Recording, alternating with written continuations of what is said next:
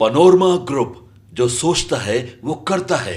आपके अपने सपनों का आशियाना। बंगाल में बाबरी मस्जिद की नींव विवाद क्या है, पूरा मामला विस्तार में आपको बताते हैं। नमस्कार, आप देख रहे हैं सिटी पोस्ट लाइव। मैं हूं सृष्टि राज। पश्चिम बंगाल में हाल ही में एक बड़ा विवाद खड़ा हो गया है, जब तमाम मीडिया रिपोर्ट्स और राजनीतिक बयानों के बीच यह दावा किया गया कि बंगाल में बाबरी मस्जिद की नींव की मिट्टी डालने का काम किया गया है। दावा यह भी था कि यह कदम जो मुस्लिम वोट बैंक को साधने और हिंदू मुस्लिम ध्रुवीकरण के लिए किया गया है। हालांकि इस दावे की सच्चाई और राजनीतिक संदेश दोनों पर अलग अलग पक्ष भी बने हुए हैं।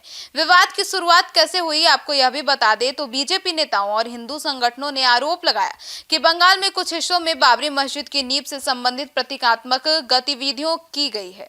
इसे धार्मिक ध्रुवीकरण और मुस्लिम अपीजमेंट का हिस्सा बताया गया है। उन्होंने आरोप लगाया कि ममता बनर्जी सरकार ऐसे कार्यक्रमों को छुपकर समर्थन दे रही है। बाद में बीजेपी के केंद्रीय नेता, जिसमें गिरिराज सिंह, शुभेंदु अधिकारी और कई सांसद शामिल हैं, इस मुद्दे को लेकर लगातार बयानबाजी कर रहे हैं। उन्होंने कहा कि ममता बनर्जी बाबर के आक्रांताओं के नाम पर बंगाल में ध्रुवीकरण कर रही है। बीजेपी की सरकार बनने ही एक एक चीज का सफाया होगा, यानी बीजेपी ने सीधे तौर पर इसे टीएमसी की मुस्लिम परस्ती के रूप में पेश कर दिया है। अब इस पर टीएमसी का भी जवाब तो आना तय था। तो टीएमसी ने जवाब में क्या दिया, आपको बता दें। टीएमसी ने इन आरोपों को बीजेपी का झूठा प्रोपेगेंडा बताया। टीएमसी नेताओं का कहना है कि यह कार्यक्रम सरकार का नहीं बल्कि कुछ स्थानीय धार्मिक समूहों का था। बीजेपी बंगाल में हिंदू वोटों को ध्रुवीकृत करने के लिए इसे बेवजह बड़ा बना रही है। बीजेपी को 2026 के चुनाव से पहले धर्म की राजनीति ही एक टूल बचा सकता है। मुख्यमंत्री ममता बनर्जी ने भी बिना नाम लिए कहा कि बंगाल शांति का प्रदेश है। कुछ ताकतें बाहर से आकर गंदगी फैलाना चाहती है। यह भी एक तरह का राजनीतिक संकेत था कि टीएमसी इसे बाहरी लोगों का मुद्दा बता रही है।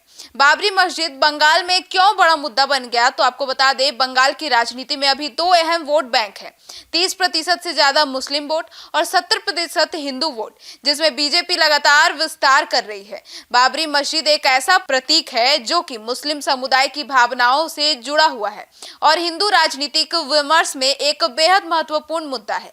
इसीलिए कोई भी बाबरी से जुड़ा विवाद दोनों समुदायों में तुरंत राजनीतिक प्रतिक्रियाएं पैदा कर देती है। यही कारण है कि बीजेपी ने इसे तुरंत चुनावी नैरेटिव का हिस्सा बना लिया। बीजेपी वर्सेस टीएमसी ध्रुवीकरण कैसे हो रहा है, तो आपको विस्तार में बता दें कि बीजेपी का जो नैरेटिव है, टीएमसी मुस्लिम अपीजमेंट कर रही है, ऐसा बीजेपी ने यह नैरेटिव सेट करने की कोशिश की। बंगाल में बाबरवाजी राजनीति चल रही है, हिंदू सांस्कृतिक विरासत खतरे में है, बीजेपी आएगी तो ठीक करेगी। यह संदेश ग्रामीण हिंदू बेल्ट को दिया जा रहा है, मतलब विशेषकर उत्तर बंगाल और जंगल महल और हावड़ा हुगली के बीच के हिस्से में प्रभाव हो सकता है।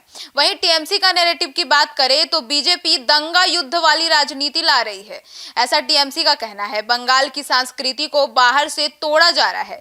टीएमसी बंगाली पहचान के साथ साथ मुस्लिम वोट साधते हुए और बीजेपी झूठ और नफरत फैला रही है। तो टीएमसी इस विवाद को Bengali identity versus Hindi heartland politics के रूप में पेश कर रही है।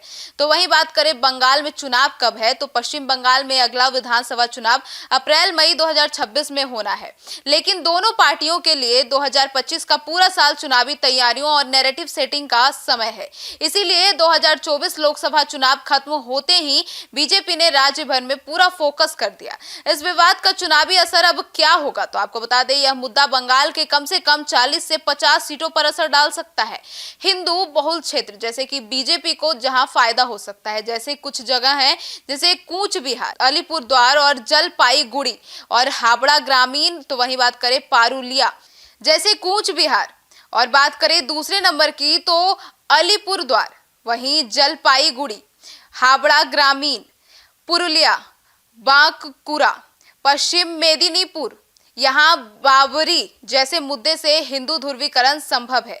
बीजेपी इसे भावनात्मक मुद्दा बनाकर वोट बैंक को जोड़ना चाहती है। वहीं मुस्लिम बहुल इलाके जैसे कि जहां टीएमसी को फायदा हो सकता है, जैसे कई क्षेत्र हैं, मुर्शिदाबाद है, मालदा है, उत्तर 24 परगना है, दक्षिण 24 परगना, इन क्षेत्रों में टीएमसी मुस्लिम विरोधी बीजेपी वाला नैरेटिव मजबूत रहेगी। यदि मुस्लिम वोट एकजुट रहा तो टीएमसी को सीधा फायदा मिलेगा।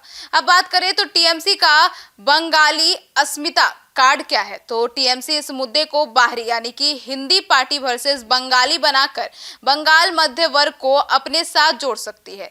ममता बनर्जी को यहां फायदा मिलता है। बीजेपी को यह मुद्दा अभी क्यों चाहिए? आपको बता दें, बीजेपी ने लोकसभा में बंगाल से सीटें बढ़ाई है, लेकिन अभी भी टीएमसी राज्य में नंबर 1 है। 2026 में सरकार बनाने के लिए बीजेपी को बड़ा हिंदू नैरेटिव चाहिए।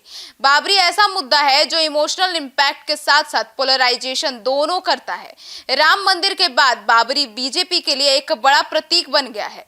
बंगाल में यह मुद्दा उठाकर बीजेपी वह मोमेंटम बनाना चाहती है जो कि यूपी में उसके लिए बहुत कारगर रहा था।